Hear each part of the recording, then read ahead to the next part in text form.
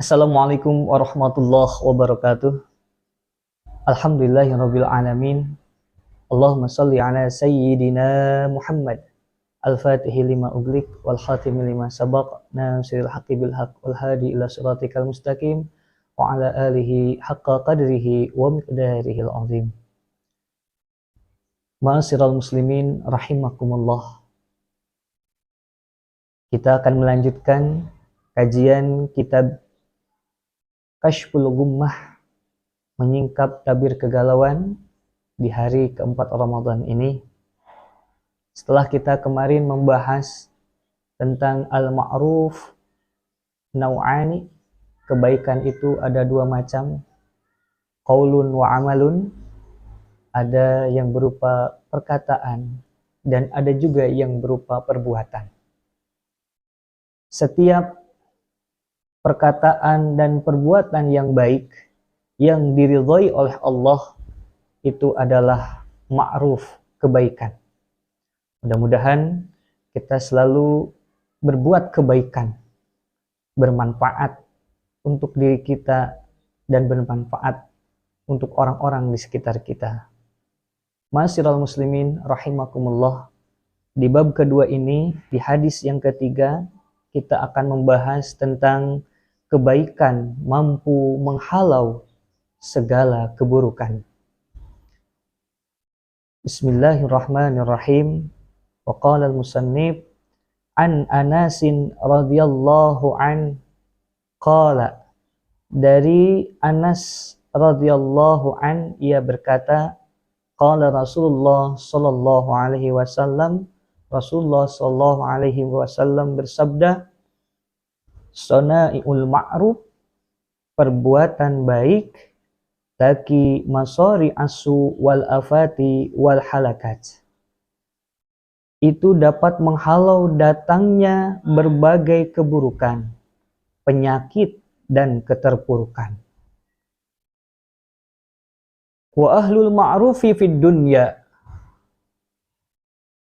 ahli kebaikan di dunia, hum ahlul ma'rufi fil akhirah, nantinya akan menjadi ahli kebaikan di akhirat kelak. Rawahul Hakim, hadis riwayat Hakim. An Anasin radhiyallahu an, dari sahabat Anas radhiyallahu an, beliau adalah seorang sahabat yang sangat beruntung bisa menemani Rasulullah SAW sampai wafatnya Rasulullah.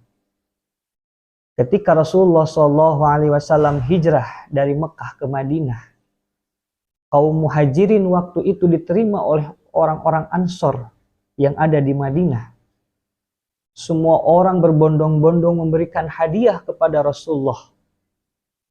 Namun sahabat Anas bin Malik mempunyai seorang ibu yang sangat luar biasa, yaitu Ummu Sulaim.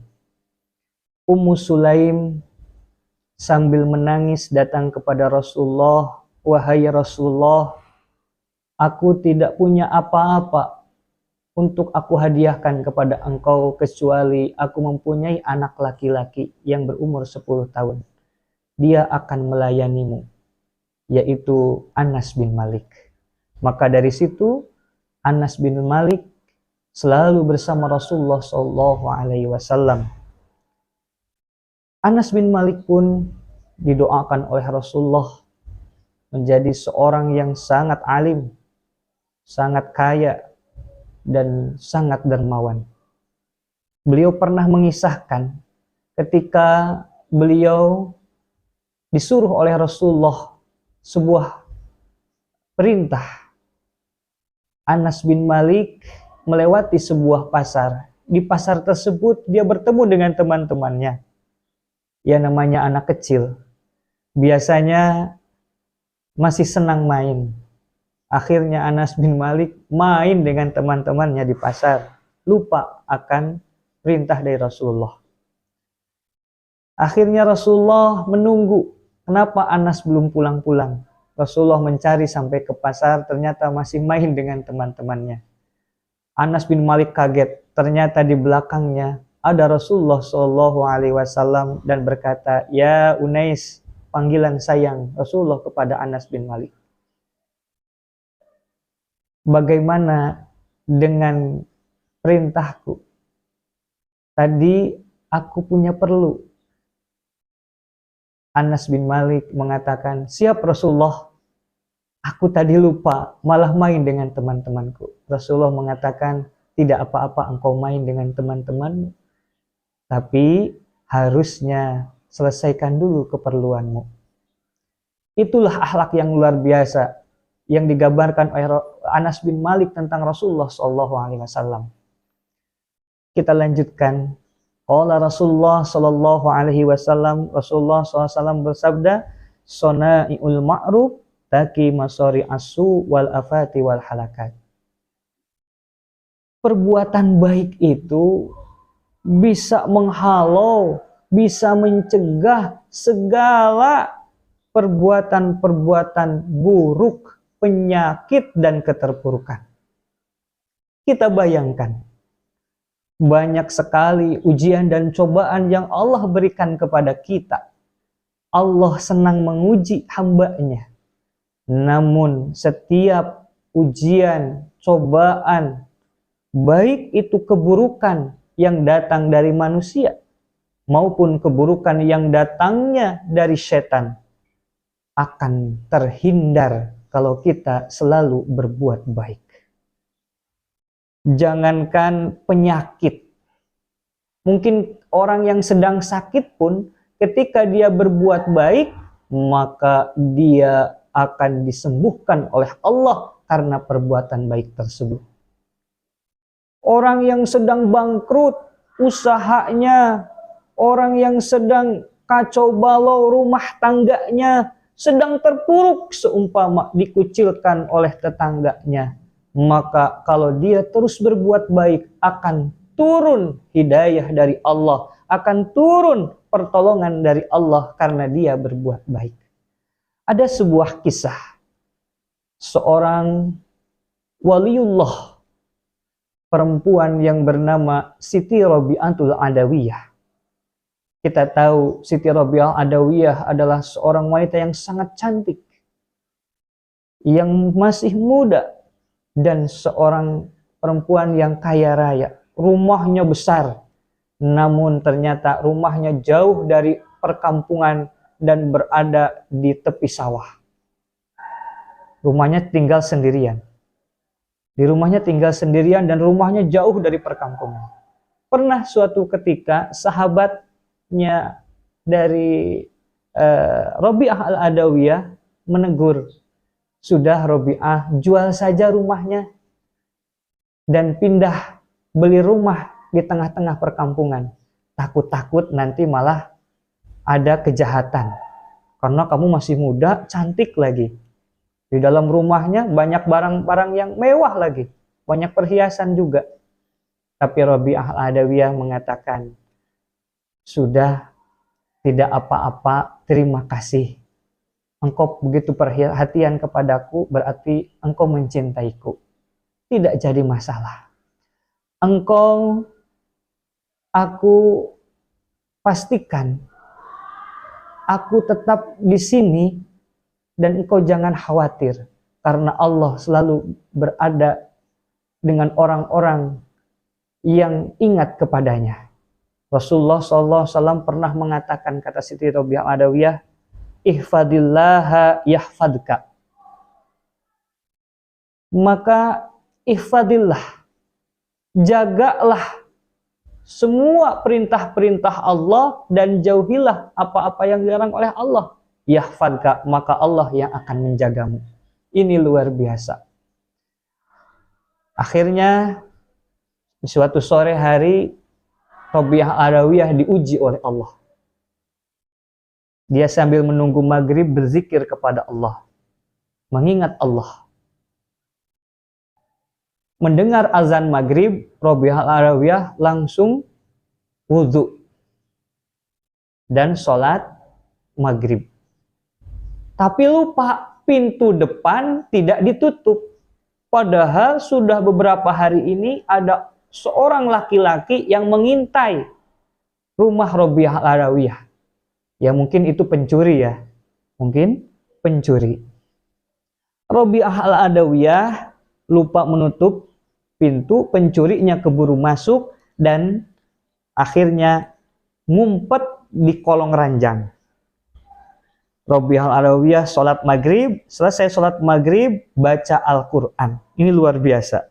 Makanya kalau sudah maghrib jangan malah nonton TV, malah ngomeh HP, tapi langsung baca Quran. Setelah baca Quran, Rabi'ah al-Adawiyah sholat isya.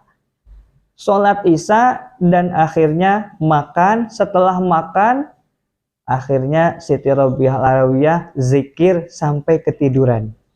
Bukan lagi nonton TV ketiduran, tapi zikir ketiduran.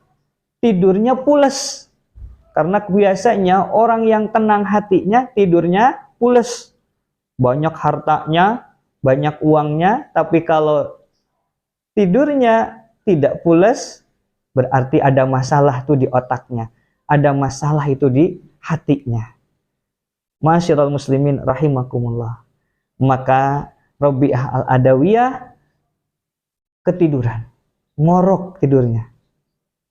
Si pencuri ini akhirnya sadar. Kayaknya Rabi'ah al-Adawiyah udah tidur nih. Suaranya udah ngorok. Akhirnya pencuri ini keluar, bawa karung, masukin semua perhiasan-perhiasan di rumah Rabi'ah al-Adawiyah. Udah gitu uangnya pun diambil, dikarungin semuanya. Setelah semuanya penuh satu karung, dia pengen keluar dari rumah al-Adawiyah. Ketika dia mau keluar lewat pintu depan, luar biasa, tabarakallah. Dengan keberkahan dari Allah. Karena Rabi'ah al-Adawiyah ini menjaga syariat, menjaga apa yang diperintahkan oleh Allah, maka Allah yang menjaganya. Pintunya ujung-ujung hilang. Nyari pintu belakang, kelihatan ada pintu belakang, sudah didekati, pintu belakangnya pun hilang. Lihat jendela, mau keluar lewat jendela, jendelanya hilang. Balik lagi ke depan, dilihat di depan pintunya sekarang ada, sudah dekat, pintunya hilang lagi. Akhirnya ada suara. Karena Rabi'ah al-Adawiyah ini di negara Mesir ya. Maka ada suara yang ngomong, ya Sarik, hei pencuri. Kalau kamu ingin selamat, kembalikan semua perhiasan-perhiasan yang sudah kamu kantongi itu. Akhirnya si pencuri tadi keringatnya sudah besar, menetes ke bajunya sampai basah. Maka akhirnya pencuri tadi sadar, ya Allah, karena pencurinya muslim ini. Kalau begitu, sudahlah. Daripada saya digebuki massa, daripada saya ketahuan, saya kembalikan semua harta Rabi'ah al-Adawiyah. Setelah dikembalikan ke tempatnya semula, maka pintu yang tadi hilang akhirnya ada kembali dan si pencuri ini bisa keluar dari rumah Rabi'ah al-Adawiyah. Kisah ini menggambarkan kepada kita bahwa kalau kita menjaga apa-apa yang diperintahkan oleh Allah, maka Allah yang akan menjaga kita. Pertanyaannya, apakah Rabi'ah al-Adawiyah terjadi keburukan kepada dia? Tidak jadi. Penyakit tidak jadi. Apakah Rabi'ah al-Adawiyah dapat keterpurukan pun tidak jadi.